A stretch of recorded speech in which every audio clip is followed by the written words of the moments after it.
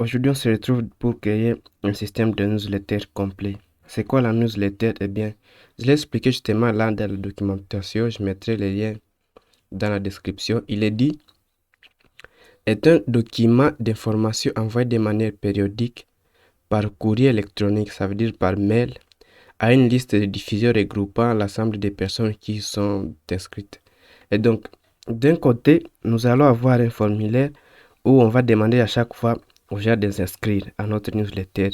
Et de l'autre côté, nous allons avoir un éditeur dans lequel nous allons à chaque fois écrire notre message et l'envoyer à tout le monde qui est inscrit à notre newsletter.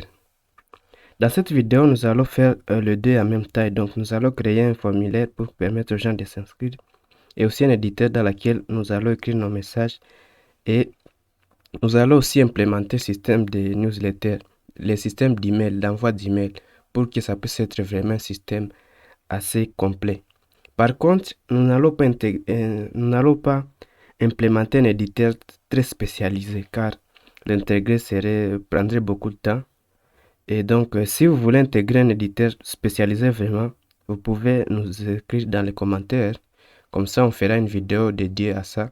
Ou sinon, vous pouvez opter pour notre solution d'accompagnement. Vous prenez un mentor qui va vous aider à intégrer cet éditeur sur votre projet ou sur votre site internet. Nous allons aussi aborder la notion de la programmation orientée objet et après la structure MVC car selon moi en tout cas ça reste la meilleure structure des fichiers utilisés pour des projets. Eh bien si vous êtes prêts, eh bien donc on est parti, tête baissée dans le code. Et la première des choses que nous allons faire c'est bien sûr lancer notre serveur. Et moi je l'ai déjà lancé, il tourne justement. Seulement qu'il n'y a pas de fichier en tout cas, mais le serveur il est déjà là, il tourne très bien. La prochaine étape à faire c'est ouvrir votre éditeur. Moi j'utilise en l'occurrence Visual Studio Code. Vous l'ouvrez et puis vous mettez dedans le dossier qui va contenir tous nos fichiers, tout notre projet. Okay. Si vous avez déjà lancé le dé, nous passons à l'étape suivante qui est de télécharger la structure des fichiers. Il est justement disponible sur mon GitHub. Vous allez là, vous tapez github.com/accrodev, vous allez tomber sur ces deux projets-là. Ce sont les deux repositories qui sont en tout cas jusqu'à maintenant en public. Vous cliquez sur le premier, structure des fichiers vanilla. Moi, je l'ai déjà fait, il est justement là. Ou carrément, vous allez sur ce lien. Je le mettrai aussi en description, vous pouvez y aller directement. Et là, vous avez plusieurs solutions pour télécharger tout ça. Soit vous utilisez GitHub, Git plutôt. Et moi, dans ce cas-là, je vais justement télécharger ici les zip. Donc, je clique là sur vous allez là, vous cliquez sur download des zip et ça va télécharger toute cette structure-là. Okay. Alors là, j'y ai écrit un peu comment ça fonctionne. Je l'ai un peu décrit. Donc, si vous voulez savoir tout comment ça fonctionne vraiment, vous allez vous lisez cette petite documentation et ça va vous aider. Alors, moi, je l'ai déjà téléchargé, il est justement là, structure des fichiers. Ce que je vais faire, c'est aller les mettre dans mon dossier ici, dans laquelle je vais mettre tout mon projet. Et ce que je vais faire après, c'est les décompresser.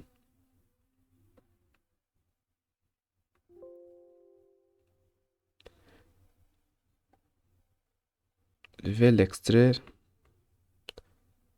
Et une fois c'est bon, je vais supprimer les zips, je n'en ai plus en tout cas besoin. Et là, je vais prendre tout ça et je vais le mettre à la racine. Voilà. Dès que c'est fait, je vais supprimer ça. Voilà, c'est bon. Et maintenant, si on va exécuter ça, vous allez voir, ça donne ça. C'est un vieux projet sur lequel j'ai travaillé.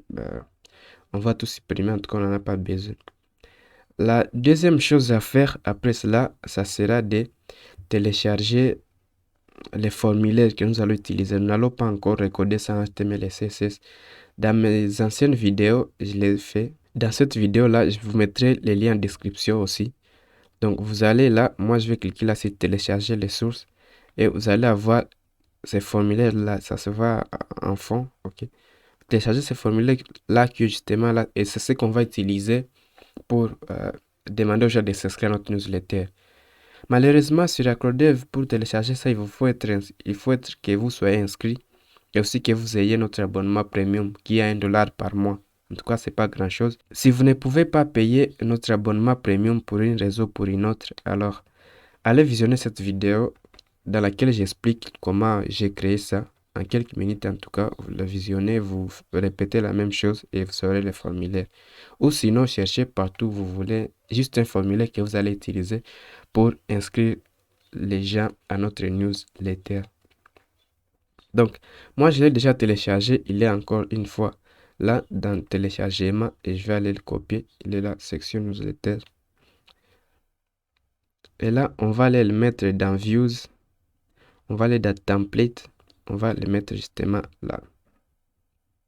Voilà. Je vais aussi le décompresser. C'est bon, il est décompressé. Et là, dedans, vous voyez, il y a index.html et style.css. Les deux fichiers, on en aura en tout cas besoin. Donc, on est maintenant parti dans le code et on va voir ce que ça donne. Et là, dans index.html, on voit il y a pas grand-chose, juste deux routeurs. Celui-là qui est pour les API et celui-là qui est là pour charger les pages. En gros, comment ça fonctionne ces routeurs, je l'ai expliqué dans la documentation sur GitHub. Là, vous mettez la route, c'est-à-dire le chemin. Et là, vous mettez les fichiers à aller charger dans ce dossier qui est justement là. Donc, il y a le dossier Views, il est justement là.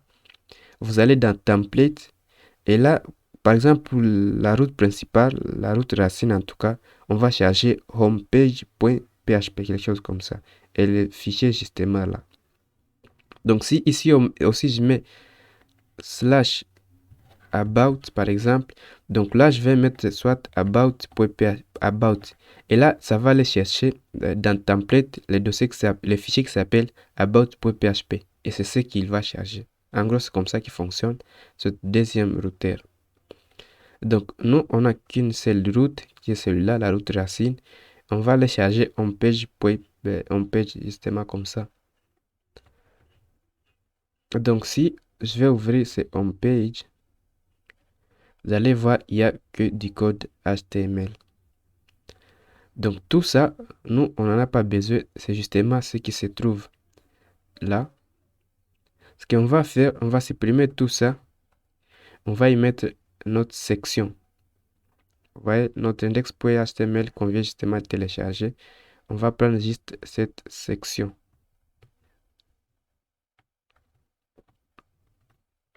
Peut-être on va juste très bien l'arranger. Ok. Là aussi, comme ça. Voilà, c'est bon. Et là, il va aussi charger les styles qui se trouvent là dans style.css. En gros, il charge d'abord ce layout.php et c'est dans ces layouts qu'il y a les différentes parties. Et nous, notre contenu va venir les charger là-bas. Notre section, en tout cas, va les charger justement là. Donc, dans layout, ce qu'on va changer, on n'aura pas besoin de bootstrap. Okay. Donc, on peut aller même l'exprimer là. Ce qu'on aura besoin, c'est seulement style.css. Je vais l'ouvrir. Seulement que les codes qui se trouvent aussi, je vais tout supprimer. Et je vais mettre le code que j'ai téléchargé pour les formulaires.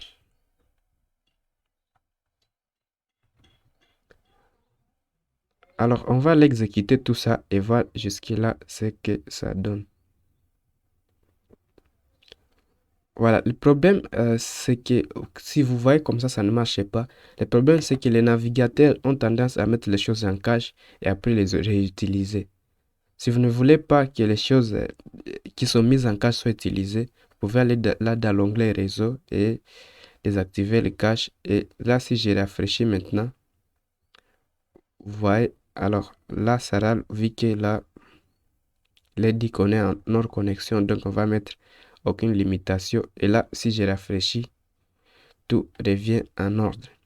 Normalement, ces petites erreurs, vous ne devrez pas l'avoir, vous, vu que vous n'avez pas de fichier style.css qui est enregistré en cache de votre navigateur. Donc, vous voyez, c'est ça la section qu'on va utiliser pour s'inscrire à notre newsletter. Après, nous allons aussi aller changer le titre. Justement, là, on va juste laisser exercice newsletter. Voilà. Et aussi, on va faire un peu de ménage. Alors, c'est liste court, on n'en a pas besoin. Celui-là aussi court, on n'en a pas besoin, c'est fichier court. Cette section newsletter, on n'en a plus besoin. On a déjà récupéré les codes qui étaient. Voilà. Et là, dans index.php, on va supprimer les routes dont on n'a pas besoin. Alors, on va laisser juste ça, on va les changer après. Ensuite, ce que nous allons faire, c'est aller dans Homepage et changer l'action, l'attribut action, l'endroit où la route dans laquelle sera envoyée les données après que ça soit envoyé. Okay? Donc là, nous allons créer une route au niveau de notre index.html, index.php au niveau de notre routeur. On va créer une route qui va recevoir les données que nous allons lui envoyer à partir de cette formulaire. Donc, la route, moi, je vais l'appeler /API /newsadd. C'est pas un nom qui est original, vous pouvez changer ça comme bon vous semble. Peut-être une autre chose, là dans input, on va ajouter l'attribut name. On va mettre name. Et là, on va ajouter aussi l'attribut name. On va mettre email. Sinon, ça ne va pas nous envoyer les données s'il n'y a pas ces attributs-là. Okay. Et on est bon. Si on va là, on rafraîchit, le titre a changé, tout ça a changé. Okay. Si on envoie, vous voyez, ça va envoyer le formulaire sur /API/newsadd. Seulement, ce que nous devrons faire après, c'est créer cette route justement là. On a dit que ça sera en poste et la route s'appelle. Alors, je vais aller recopier ça. La route s'appelle /API/newsadd. Donc, les routes qui commencent par API, justement, ils vont aller être réinitialisés avec cette routeur. Ça ne sera plus le routeur qui est justement là. Celui-là, il va charger juste des templates. Celui-là, il va charger des classes. Comme ça, comment ça fonctionne? En gros, ça instancie cette classe-là, test. Et s'il y a cette méthode get qui est justement là, si on fait @get, c'est-à-dire que ça va aller charger la méthode, ça va aller exécuter la méthode qui s'appelle get de cette classe test. OK? Et nous, on va créer une nouvelle classe qu'on va appeler newsletter.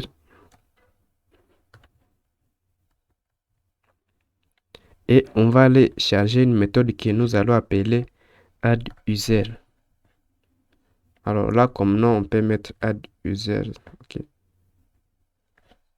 Ça ne dérange pas. Donc, une fois créé cette classe, là, dans contrôleur, OK. On spécifie que nos classes se trouvent dans le namespace contrôleur justement là. Donc, je vais créer une classe qui s'appelle newsletter et je vais faire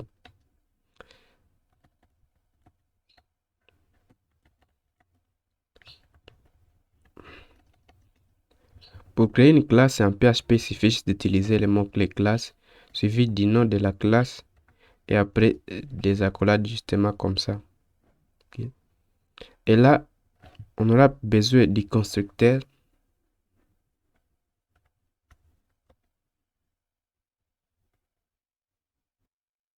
qui va recevoir ici un paramètre la méthode à exécuter.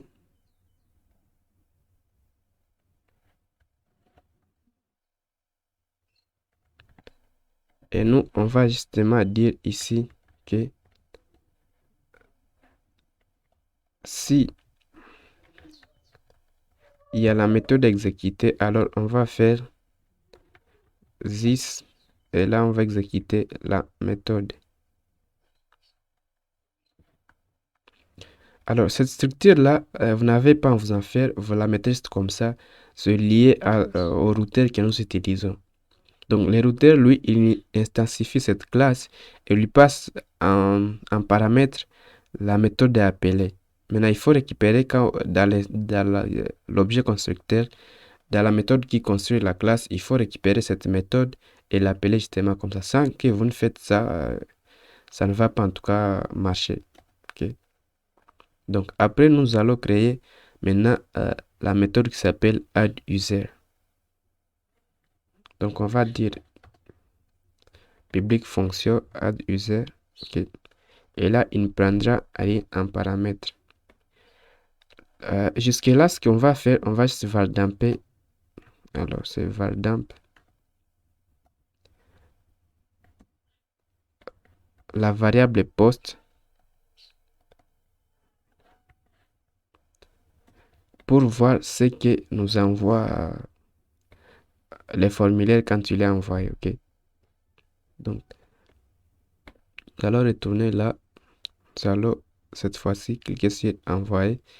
Et là, on a un problème vu qu'il ne parvient pas à trouver la classe newsletter. C'est un petit peu logique vu que là, on ne précise pas le namespace dans laquelle il est. Donc, on va dire namespace, on va mettre contrôleur justement comme ça. Et maintenant, si on rafraîchit, ça me donne ça. Ça me dit qu'il y a dans le tableau, il y a en tout cas ces deux clés-là, name et email. Et voilà les données qui s'y trouvent. Ce que nous devons faire maintenant dans addUser, c'est récupérer les données, bien sûr. Donc, on va dire, là, il faut récupérer les données. On va dire que nom égale post et on va récupérer la clé name. On va aussi créer une autre variable qu'on va appeler email. On va récupérer la clé qui s'appelle email. Là, si vous avez beaucoup de données, vous les faites en tout cas là. Et nous, la prochaine étape sera de faire des traitements sur ces données.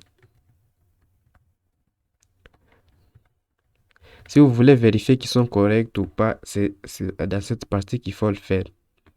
Et nous, ce qu'on va faire seulement, c'est vérifier si l'utilisateur existe déjà dans la base de données ou pas. Donc, il nous faut justement là créer une base de données qui va recevoir ces utilisateurs qui sont en train d'être inscrits à notre newsletter. Et donc, pour créer la base de données, il nous suffit simplement d'aller dans PHPMyAdmin. Vous pouvez faire avec des requêtes SQL, mais moi je préfère PHPMyAdmin, vu que ça me donne une interface qui est visuelle, qui peut nous permettre de voir ce que nous sommes en train de faire. Okay? Donc, vous allez dans PHPMyAdmin justement comme ça. Vous allez là sur Nouvelle base de données. Si vous avez déjà une base de données, vous n'avez plus à faire cette étape. Okay? Et là, comme nom, je vais juste l'appeler My Website. Normalement, si vous avez un site internet, vous aurez souvent une base de données qui a ces noms-là. Ok, la base de données est créée et nous allons créer une table. On va l'appeler aussi newsletter justement comme ça. Et on aura non pas 4, mais 3 colonnes. Et là, la première colonne sera l'id qui sera un entier. Et là, on va mettre auto-incrémente pour que ça puisse auto-incrémenter à chaque fois qu'il y a de nouvelles entrées. Et là, on va mettre aussi les noms et là, l'email. Okay? Donc, on va mettre email. Là, le nom, c'est un varchar. Et là, c'est un varchar pour dire que c'est du texte, mais qui n'est pas vraiment long. Okay? Là, on va mettre 255 comme taille. Là, à la place de l'ID, on va mettre 11. Et tout ce que nous avons à faire, on exécute ça. Okay? On enregistre là. Et c'est bon. Notre classe, notre base de données est créée et notre table est justement créée. Ce que nous avons à faire maintenant à PHP, c'est se connecter à cette base de données. Et pour les connexions à base de données, tout ce qui est base de données, dans la structure MVC, on préfère les mettre dans le dossier modèle. C'est là que vous allez mettre votre code qui concerne la base de données. Tout ce qui est insertion des données, récupérer les données, modifier les données, supprimer les données, vous les faites dans le dossier modèle. Ok. Donc, nous allons utiliser cette classe getPDO que nous allons créer nous-mêmes. Ok. Donc, peut-être on va dire classe getPDO, justement comme ça. Et là, on n'aura pas besoin du constructeur, on va juste utiliser une autre méthode qu'on va appeler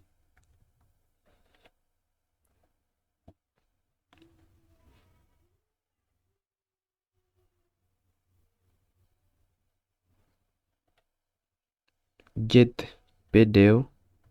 Okay. Il ne prendra rien en paramètre.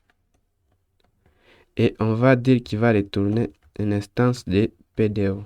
Voilà. Seulement, il va râler vu qu'on n'a pas encore retourné cette instance. On va continuer. Et nous, on va dire que BDD est égal à new PDO. Voilà. Seulement, il va nous dire après, quand on va le mettre ça dans un namespace, on va dire que c'est dans le namespace qui s'appelle modèle. Voilà. Et là, il va nous dire que cette classe PDO ne parvient pas à le trouver normalement. Ok. Donc, si je fais encore new PDO, normalement, il va nous importer ça. Ok. Use PDO. Ça nous permet de l'utiliser. Et après, ce que nous, on va retourner, c'est cette BDD. Donc, on va faire ça. Voilà, ça nous permet déjà de supprimer cette erreur. Et là, dans new PDO, ce que nous allons faire, c'est notre connexion à notre base de données. La première paramètre, là, il faut mettre le SGBD que nous utilisons. Donc, nous, c'est MySQL. Et là, on va mettre host. On va dire qu'on est en localhost. Comme dbname, nous allons dire que c'est mywebsite.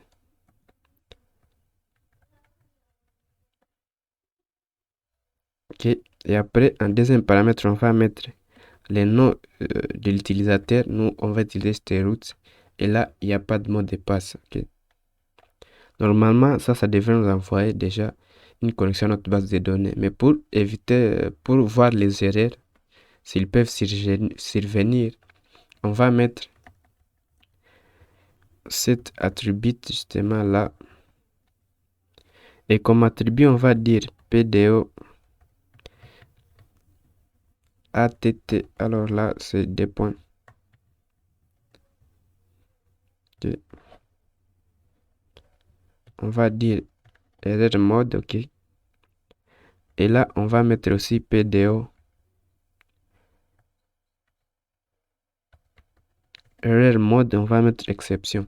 Ces attributs-là, ils nous permettent de nous envoyer les erreurs, de nous afficher les erreurs au cas où il y a des erreurs sur notre connexion à la base de données. Mais normalement, en production, il ne faut pas mettre ça, sinon ça va envoyer des erreurs à vos utilisateurs, ce qui n'est pas une bonne chose.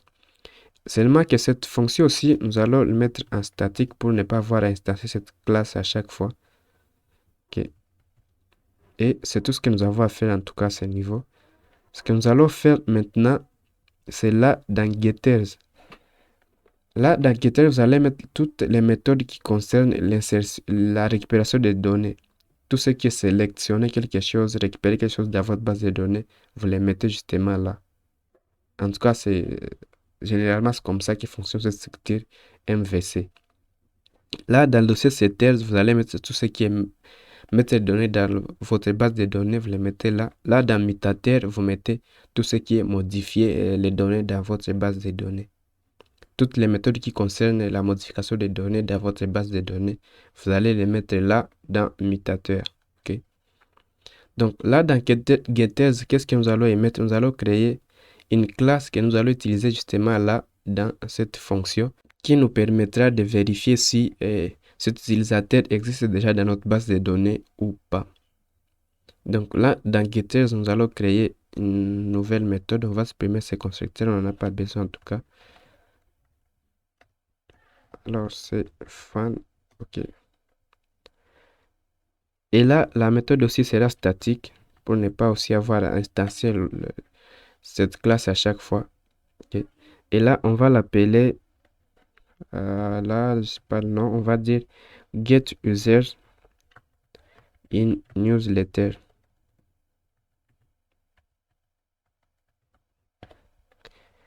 Et là, c'est qu'on va lui passer un paramètre, ça sera du type string, vu que c'est une chaîne de caractères. Et là, il recevra l'email que l'utilisateur a envoyé à notre serveur. Et ce qu'il va faire, c'est vérifier si il y a un utilisateur dans notre base de données qui a cet email. Donc, pour faire ça, il va avoir besoin de la connexion à notre base de données. Donc, on va dire bdd est égal à getPDO. On va récupérer la méthode qui s'appelle getPDO. Voilà. Celui-là va nous envoyer l'instance de PDO. Okay. La connexion à notre base de données. Et maintenant, nous pouvons faire des requêtes. On va dire qui est égal à bdd. Et on va faire une requête préparée. En tout cas, il faut privilégier les requêtes préparées vu que ça donne une certaine sécurité que les requêtes directement comme ça dans laquelle vous injectez des variables. Donc, on va faire un select et là, on va compter everything from. La table est là, c'est newsletter. Alors, je vais aller copier les noms pour ne pas faire de erreurs. Donc là, la table, c'est newsletter. Et là, on va dire where email est égal et on va mettre un point d'interrogation. Et justement, là en dessous, nous allons exécuter cette requête et lui passer les données pour cet email. Okay. On va dire execute et là, on va lui passer un tableau, ok, justement comme ça, qui a notre email. Voilà. Les traitements pour vérifier l'email, vous les faites dans les contrôleurs, dans newsletter. Si vous avez des problèmes avec cet email, si vous voulez éviter les caractères HTML, vous les faites là. Dans cette classe-là, getter, vous ne ferez pas de traitement particulier à ces variables. Okay. Donc, après avoir exécuté ça, on va récupérer la réponse. Okay. On va dire fetch, voilà. Et c'est ce que nous allons retourner. Alors, avant de retourner cette réponse, nous allons vérifier ce que ça nous donne. Ok. Donc, on va faire ici un valdump de res. On va faire un exit pour que ça puisse en tout cas ne pas continuer dans le script. Donc, pour que celui-là fonctionne, on va aller aussi ici dans newsletter. On va dire getter. On va appeler la méthode qui s'appelle getUsers. Seulement, il prend un email en paramètre. On va lui passer. C'est lui-là. Et on est bon. On va exécuter ça, voir ce que ça nous donne. On va rafraîchir justement ça. Et là, nous avons une règle qui nous dit undefined index non in newsletter 15. Ok. Donc, on va aller voir ce que l'erreur. Il nous dit 15. Ok. Il n'y a pas cette clé-là, non. Donc, c'est pas ce que nous avons mis. C'était peut-être name. Ouais, c'est name. Ok. Je me suis trompé justement là. Et là, nous avons notre erreur. Nous dit classe model getter not found. Ok. On va aller voir aussi.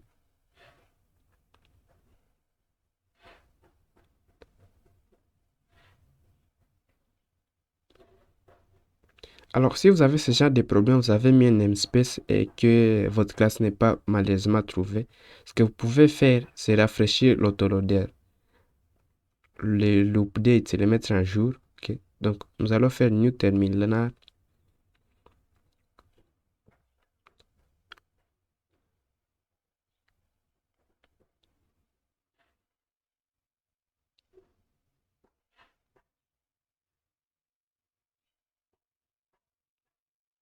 Et là, nous allons faire composer update. C'est seulement ça. Et normalement, ça doit gérer les problèmes. Voilà. On va aller maintenant rafraîchir cette page. Et voilà, ça nous donne compte qui est 0 comme ça. Et là, nous avons une autre clé qui s'appelle 0 et qui a 0 comme ça.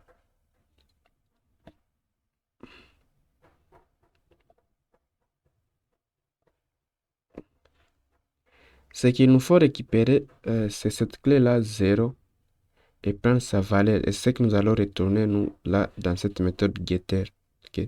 Dans cette méthode getUsers. Donc là, on va faire 0. Et on va le convertir en entier pour éviter le problème, justement, de l'autre côté. Après, là, dans newsletter, il faut juste récupérer ça. On va dire existe ou compte. Okay. Ce que nous allons faire, c'est dire si compte est supérieur à 0,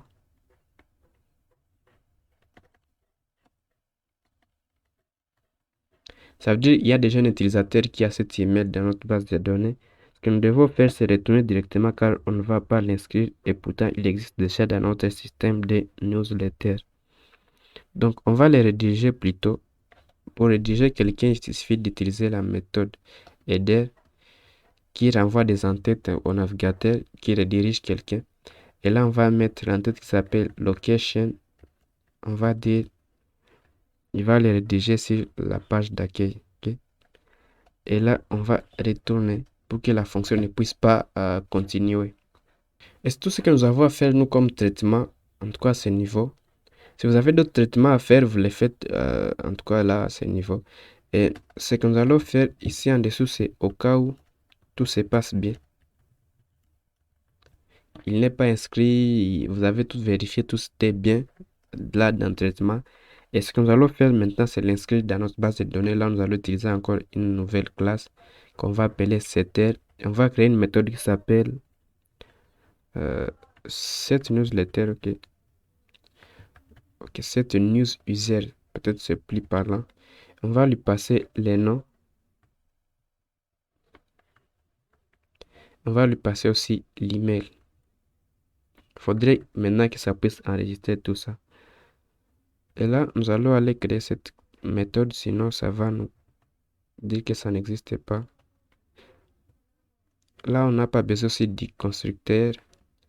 On a besoin juste de la fonction qu'on appelle après méthode quand on est en train d'utiliser des classes. Ça sera aussi statique, vu qu'on ne va pas instancier cette classe pour pouvoir l'utiliser. Et là, il va recevoir un string qui est le nom et un autre string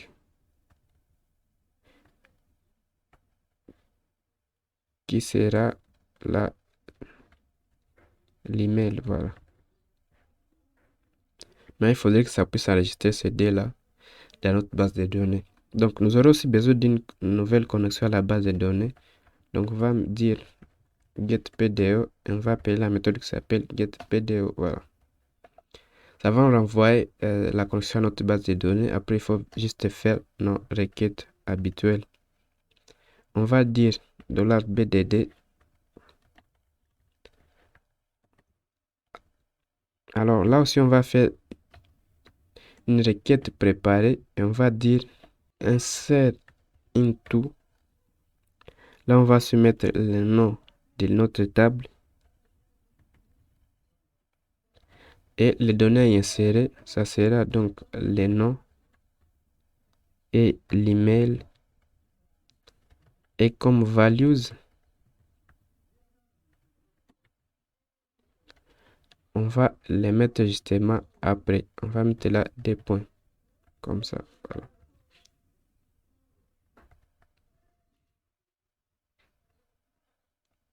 Après ça, nous devons maintenant exécuter cette requête. Donc, on va dire execute. On va lui passer un tableau qui contiendra notre nom et notre email, justement qui sont passés là en paramètres. Alors là, c'est dollar non. Voilà. Et là, dollar email.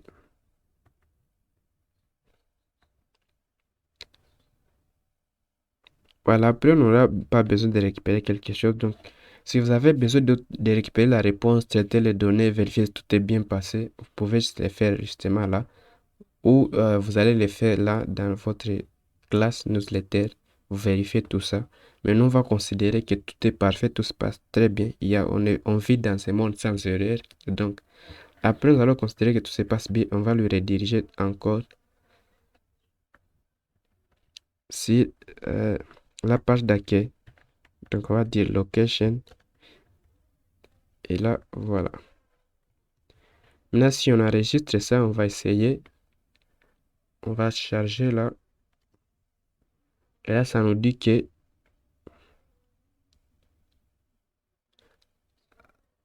la table newsletter, il ne la trouve pas. Oui, vu que ça n'existait pas vraiment là dans Setters. Donc là, c'était news. Alors, je vais aller voir comment je l'ai écrit. Et là, dans Getter, c'était plutôt ça.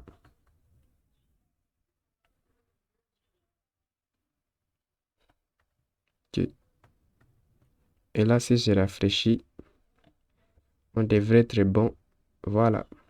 On va aller voir dans notre base de données si tout a été bien inscrit. On va aller dans newsletter.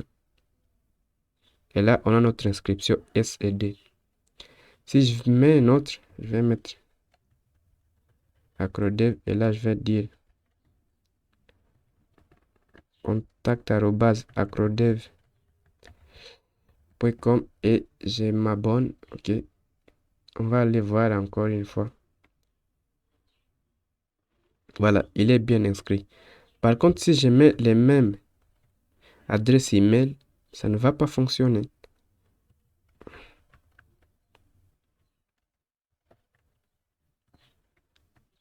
Ok. Je clique sur s'abonner. Là, on ne va pas me réinscrire deux fois.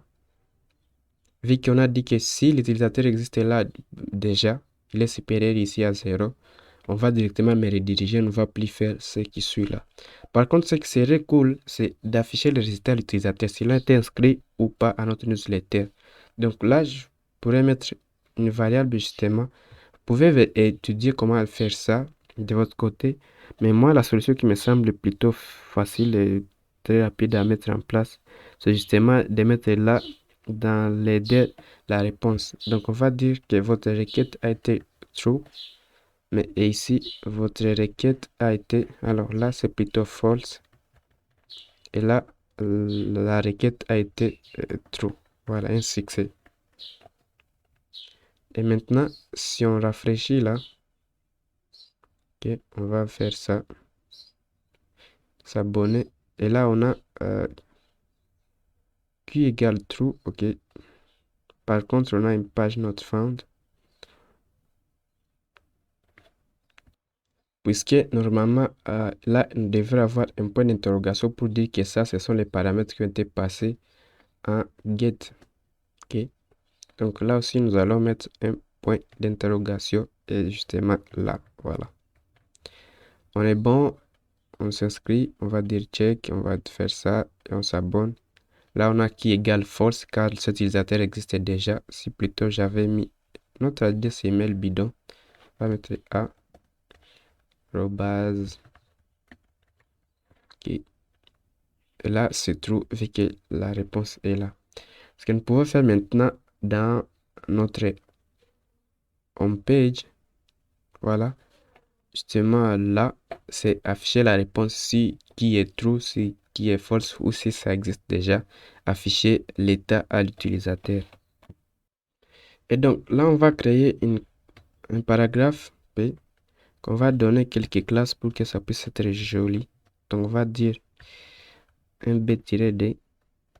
On va mettre aussi un texte qui dépendra lui par contre de la réponse. Ok. Donc on va dire si i7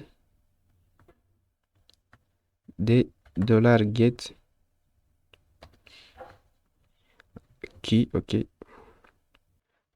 Alors Là, on va mettre $get suivi d'un display de bloc comme ça. Voilà. Sinon, on va y mettre un false avec un display bloc. Avec un display non plutôt, des non, voilà. En gros, ce qui fait cette condition-là, ça vérifie si get existe. Si ça existe, il va mettre là la réponse. Si c'est true, si c'est false, il va mettre là false avec un display bloc ou display block. Sinon, si ça n'existait pas, il va mettre là texte est false. Il va mettre aussi un display non pour que cette paragraphe-là puisse être masqué. Et là, dans le contenu, maintenant, on va faire quelques conditions aussi.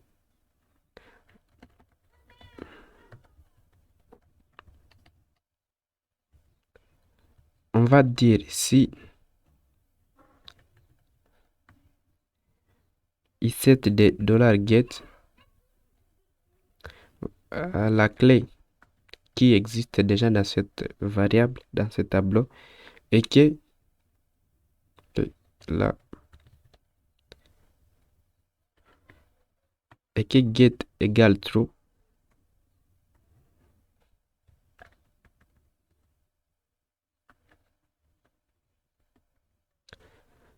Alors, dans ces cas, nous allons afficher, et on va faire ça.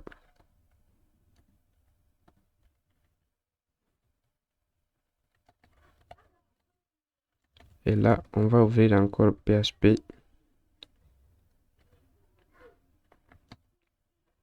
Là, on va mettre un else.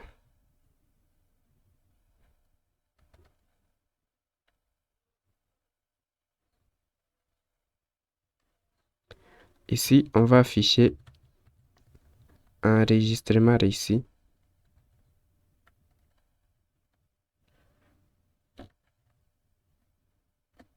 Okay. Et là, on va mettre sinon. Ok, on va fermer aussi là. On va venir ouvrir aussi là. Et on va y mettre un end if là. End if, voilà.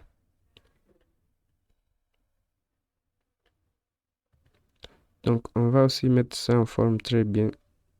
Comme ça, voilà. D'ailleurs, là, ça devrait être là. Voilà. Sinon, ce que nous allons afficher, c'est enregistrement échoué.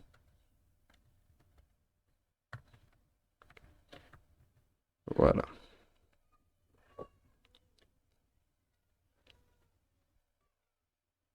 Ok, donc si qui existe et que qui est égal à true, on va faire enregistrement réussi. Sinon, on va faire enregistrement échoué. Et là, c'est plutôt end if au lieu de end seulement. Voilà. On va aussi retourner ça à la ligne. Comme ça, c'est bon. Et maintenant, si on rafraîchit, vous allez voir, on a enregistrement réussi. Par contre, ce n'est pas la couleur que j'aurais voulu que ça puisse prendre. On va voir ce que ça fait. Il n'y a pas aussi l'image en dessous. Okay. On a un margin button, text true, display block, c'est bon. Alors, les CSS, il faut les modifier justement un peu. Donc, on va aller là dans style, style.css. Et là en dessous, on va ajouter quelques D3 classes. On va dire si on a un B-D, il faut mettre un margin button à 10 pixels. Là aussi, si on a un texte false, il faut mettre la couleur à cette couleur là, ok. Par contre, si le texte a true là, on va mettre la couleur 8C FF et là c'est 09, voilà. On est bon. Aussi, quand il est en display block, D-block, il sera en display block. Par contre, quand il a un d-non, sera un display non. Voilà. Et c'est bon. En CSS, ce que nous avons fait. On rafraîchit. Voilà, c'est pas très lisible, mais bon, vous mettez la couleur que vous voulez. Et c'était juste pour l'exemple, pour montrer que l'enregistrement a réussi. S'il n'y a pas tout ça, eh bien, il n'y aura pas ce message-là. Par contre, si quelqu'un met un email qui est déjà utilisé, on va lui dire enregistrement échoué. OK? Parce que là, on a un key qui est égal à false. Et tout ce que nous avons à faire pour la première étape dans cette vidéo, inscrire l'utilisateur, c'est rien que ça, c'est très simple. Ce que nous devons faire maintenant, c'est s'occuper de la partie administration pour écrire des messages et envoyer ces messages-là.